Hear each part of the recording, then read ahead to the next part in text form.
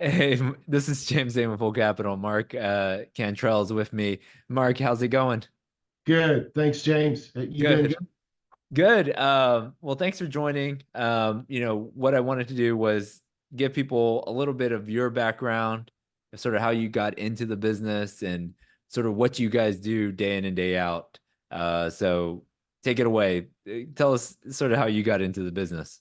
Okay, good deal. I have been a real estate broker, started in Marcus and Millichie out in 1984. Was in the brokerage business there for 13 years. Started my own firm, the Cantrell Company, with my brother in 97. Then in 2001 is when we started Cantrell McCulloch Inc., CMI. Okay. And it was kind of like a sideline business. We never envisioned to the extent of how I would be involved in the growth of the company.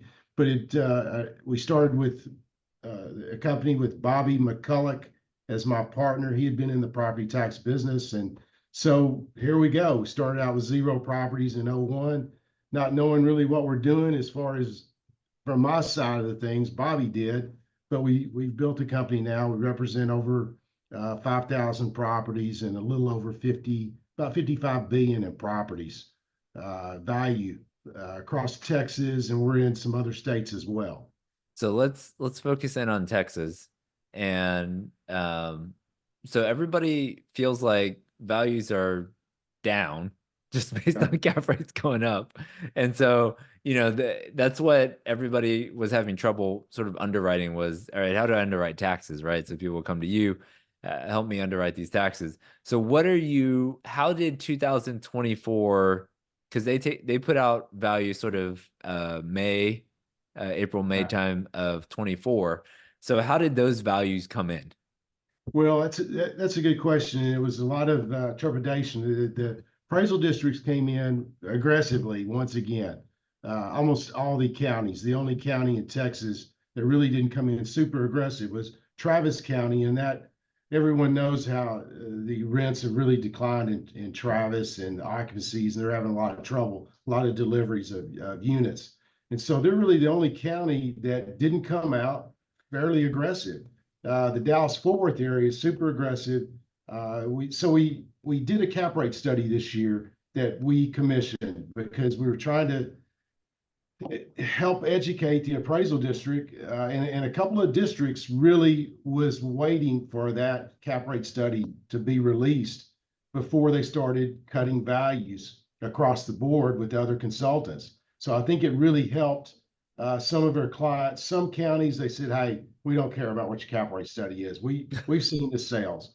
And so we asked them, okay, what are the sales? And All right. there really wasn't enough sales to really define the market, in our opinion. Appraisal districts kind of holding on to a few sales. Maybe they were a little old. So, those don't work. So anyway, we were able to mostly get some reductions, not exactly what we wanted or our clients wanted, but then you also have the litigation phase in property tax, which is very common. So probably in our apartment portfolio, we probably litigate maybe 20% of the portfolio. So I think when it's all said and done, values are going to be close to what some of the owners are hoping. I know they always want better numbers. But the thing, James, what's kind of interesting is in this last cycle that we've been in, probably 95% of all the property values that we settled were based on equal and uniform. Mm. So equity, something that's fair to everyone. So when you have equal and uniform, it allowed us to really get excellent values in relation to market value. Market value is the best indicator, sell price or your income and expense model. And so we would look at income and expense model, and gosh, that number was a higher number, Right. much higher number. It didn't really help us at the appraisal district, but equal and uniform, that number, as in this last cycle, the last 3 to 5 years, has really been the determiner of the best value. So we go into this last year, operations starting to be affected some. Some owners, NOIs are not good. They're down. Well, they want a big reduction in their taxes. Well, but we've been selling the value on equal and uniform on equity. So we go in, we look at the numbers really still don't help us. James. So On the they're, market value piece, right? yeah, Because yeah, you either fight on market value or you fight on equal and uniform, right? yeah. And Okay. so doesn't really give us any help. So then we have to go, okay, equity, what's the equal and uniform number? And it may be an increase. And so they're going, hey, I don't like that. Or NOI's down, we want our numbers down. It just doesn't necessarily work that way. The appraisal districts are typically a couple of years behind the cycles. And so that is what we're battling. And values, we got some values below last year, and some took slight increases. It depended on the city and the entity and depending on kind of where you were located. So so let's say 2024 taxes, is that based off of sales in like the second half of 23? Is it like the value as of January 1, or are they looking at Yeah, sales this year also? well, if we have any sales this year that help us, obviously we're showing it to them, and Right. they're going, well, that's this year, use that next year. So I mean, it's always a cat and mouse game Yeah. there. It's supposed to be as of January 1. So, January 1 value. but you still sales are really not helping us, James. Yeah. It's Because there still just hasn't been enough, right? that's Just been enough, and then there are higher. The valuations at the assessments are still a little bit behind what the true market is. and I Most mean, mostly now that we're starting to see sales coming in that are at a huge discount to what they traded in the heyday of 21, 20, sure. early 22. And so we're starting to see some big drops in Okay. some properties. But Okay. some of the class A stuff, no, I mean No joke. there's less great. Do they, I don't have this stat on it, but I feel like let's like in 21 and 22, nobody did a loan assumption on a deal. Okay. Correct. But then in 23 and 24, a quarter of the deals could have been loan assumptions. Exactly. And We so talked about some, that. Yeah. yeah, someone could have been buying this deal on a 5 cap or a 5.5 cap, what have you, because the debt was 3 for 10 Correct. more years. So do they look at that? Do they take that in consideration? Because, if you go out and do a loan today, you're at 5.5%. Correct. Uh, and that's Yeah. with the drop that we Yeah. just saw. So before you were at 6, right? Most of the Yeah. deals, you were at 5.5, 6% interest rate. So they take that in consideration, or what, or is it? Well, that's a good question. It should be. We hear this all the time. Yeah, Initially, I say the answer to that is no. It's no, fee they just, simple. It doesn't have anything to do with what the debt is on the property and interest rate. But we all know the yeah, big scheme of things. I mean, once you start getting 3% interest rate that you're basing value's your going to go up. acquisition on, your cash flow on, that's some financial aspects. It's not so much real estate. Right. It's more of there's a financial component to the transaction. And so that is what we have to get as consultants. We have to get across to the appraisal district that, hey, this is not a true, I don't know how I You guess, just have to make an adjustment. but you got to make an Yeah, adjustment. We just yeah, had a meeting yesterday. We talked about assumptions. Look at this deal. There was a HUD deal, yeah. 32 years left on it, 3.3%. And that was the lead off on the broker's OM that this is why this is a great deal. It's a great And deal. Yeah, truly it is. yeah, So that deal, you have to adjust for the financing. I mean, it's a financial transaction as much as a real estate deal. right. And so, yes, we do get that through. It's just not so simple. It takes litigation a lot and a lot of negotiation. So, so take me to let's take it from the owner's perspective. Um, what do they, let's say, all right, I get my number in May and I don't like it. It's too high. I Okay. call you and I say, look, Mark, I need some help on this. What do they need to provide you to help them in the best possible way? What do Okay. they? They need to give us. They obviously they know they give us the year end rent roll, Okay. year end P&L. We like to see it on a monthly basis because we want to use that last quarter. If things have not gone well, we want to look at the last quarter, Mhm. see what the income is. If it's trending down, we want to use it. If it's not trending down, we want to use the last 12 months. Okay. The overall. So I mean, that's the first thing. Then we need to be provided with anything that has to do with crime at the property, fire at the property, foundation issues, things that we cannot see by driving the property or walking the property. There could be some things that we don't know about. So Right. anything that they believe could be detrimental to the value of the property, we need to know about. Deferred maintenance, things like that, that maybe they're kind of glossing over on their operations in getting by with a little bit less money, but they're going to have to spend it eventually. Right. We need to kind of know about those things, and that helps us because Okay. the appraisal district, they're reasonable. I mean, if you have a good story, that really helps. Okay. So that's the first thing. And then anything that we should know, any issues with the management, anything that we could use to paint a good story for a reduction or why the numbers are where they are and not what they were in the past year. Does that So make sense? yeah. So the number comes out in May, and then let's say I don't like it. I call you in June, I send you the stuff, right? I say, all right, Yeah. here's rent roll T12. We had a couple issues at the property.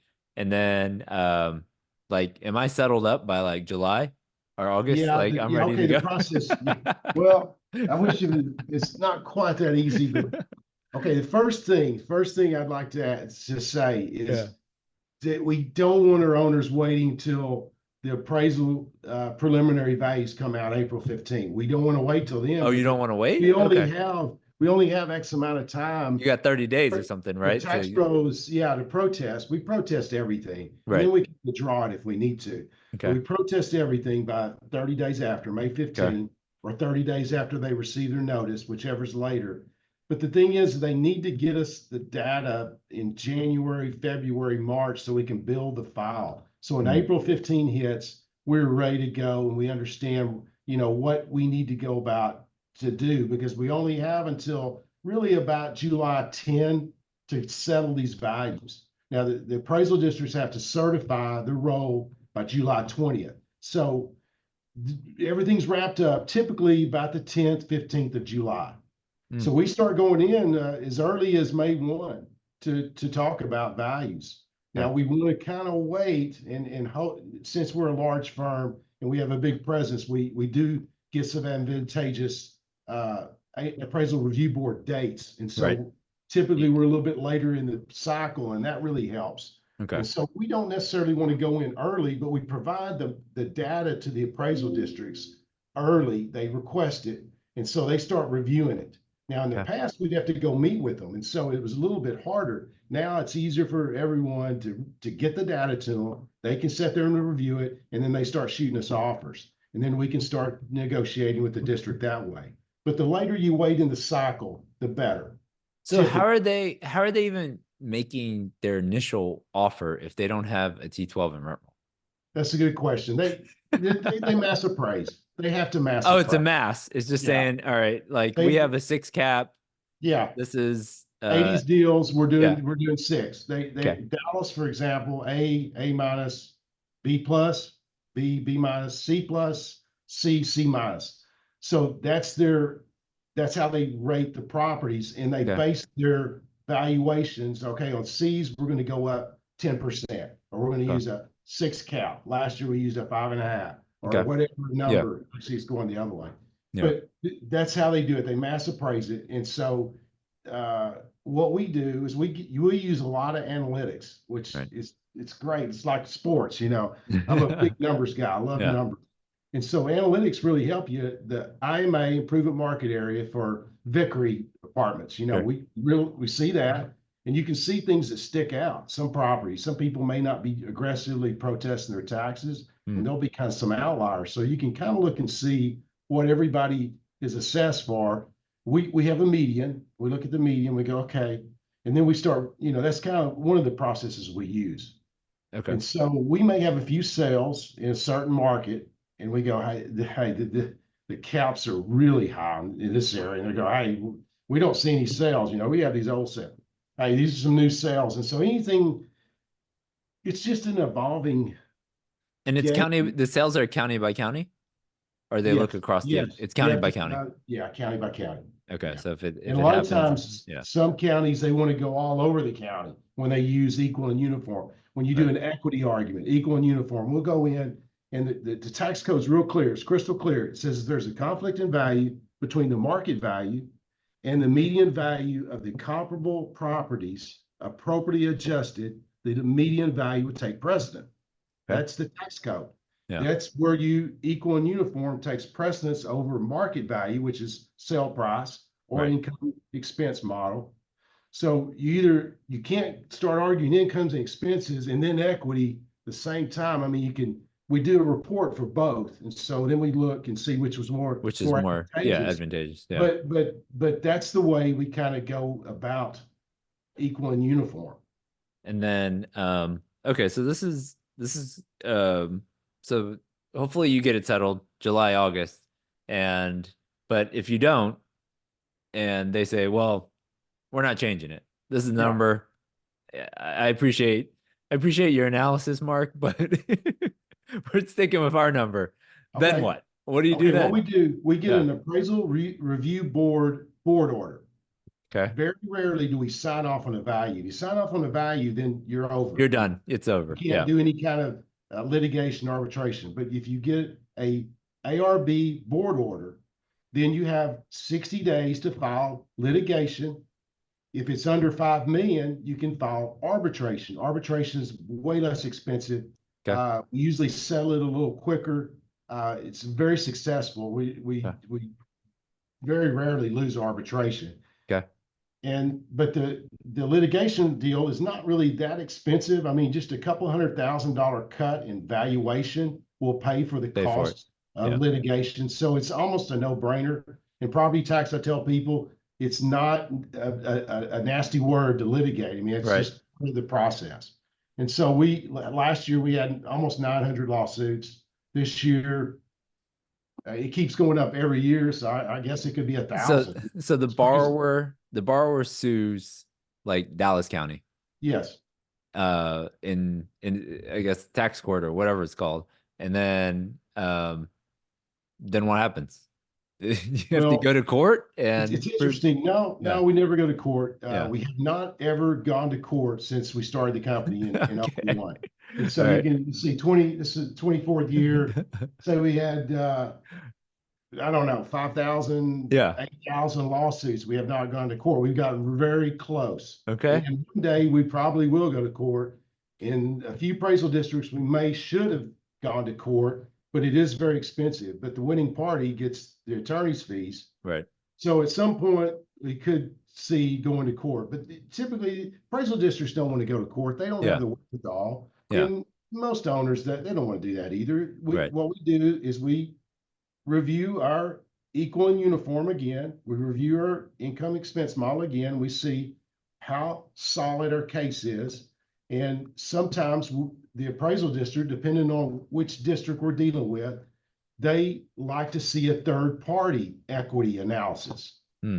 And so that allows us to have a third party. It's basically the same information that So we're is it an appraisal though, or is it Yeah, looking no, at, or is it's it a looking more at what the values of other properties and making yes, sure it's uniform to you? yes. It's Okay. Okay. uniform equal So appraisal. It's okay, so not a market value it's appraisal. not a direct cab value like an appraisal will get. No, No, okay, separate. no. Okay, so this is just So looking in your little submarket or county. you want Give to me be as five tight as you properties. can. You want Yeah, to be yeah, as tight as you can. tight as you 7 or can. more properties. Okay. 7 or more ideally. Sometimes you only have 5 that are really comparable. Okay. Some districts they'll try to pull all over the county to try to. So are you doing that, or you get somebody outside another No, we firm? do it. We You do it.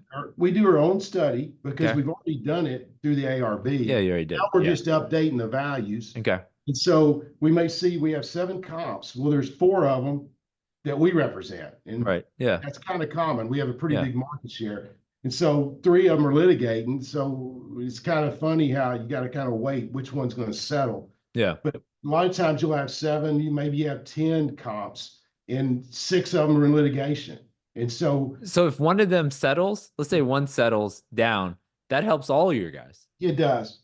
Okay. So what we tell our clients though, some counties, you just need to wait it out, because if you really want the best value, you need to wait till the value starts settling. Everybody, but Those then, start falling. but how do you, are you checking the website? Like, how do you get an update? Like, do you get Well, we're email on talking, no, we that? know who's representing those. Okay. Be guys in the office, or it Yeah. could be comparable Yeah. competitors that Yeah. we're friendly with. I mean, Yeah. we're all, it's a fraternity. Yeah. We're finding out, hey, what's settling.